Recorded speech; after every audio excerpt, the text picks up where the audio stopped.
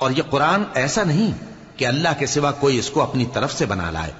ہاں یہ اللہ کا کلام ہے. جو کتابیں اس سے پہلے کی ہیں ان کی تصدیق کرتا ہے اور انہی کتابوں کی اس میں تفصیل ہے.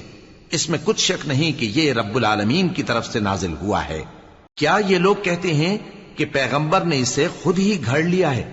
کہہ دو کہ اگر سچے ہو تو تم بھی اس طرح کی ایک صورت بنا لاؤ اور اللہ کے سوا جن کو تم بلا سکو بلا بھی لو. حقیقت یہ ہے کہ جس چیز کے علم پر یہ قابو نہیں پا سکے اس کو نادانی سے جھٹلا دیا، اور ابھی اس کی حقیقت ان پر کھلی ہی نہیں. اسی طرح جو لوگ ان سے پہلے تھے انہوں نے جھٹلایا تھا. سو دیکھ لو کہ ظالموں کا کیسا انجام ہوا.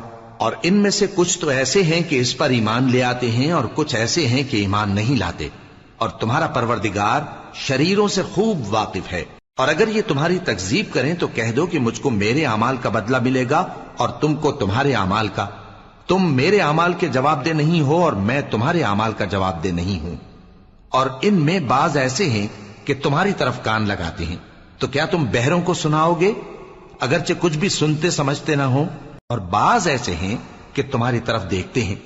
تو کیا تم اندھوں کو رستہ دکھاؤ گے اگرچہ کچھ بھی دیکھتے بھالتے نہ ہو؟ اللہ تو لوگوں پر ذرا بھی ظلم نہیں کرتا، لیکن لوگ خود ہی اپنے آپ پر ظلم کرتے ہیں. اور جس دن اللہ ان کو جمع کرے گا تو وہ دنیا کی نسبت ایسا خیال کریں گے کہ گویا وہاں گھڑی بھر دن سے زیادہ رہے ہی نہیں تھے، اور آپس میں ایک دوسرے کو شناخت بھی کریں گے. جن لوگوں نے اللہ کے روبرو حاضر ہونے کو جھٹلایا وہ خسارے میں پڑ گئے اور راہیاب نہ ہوئے.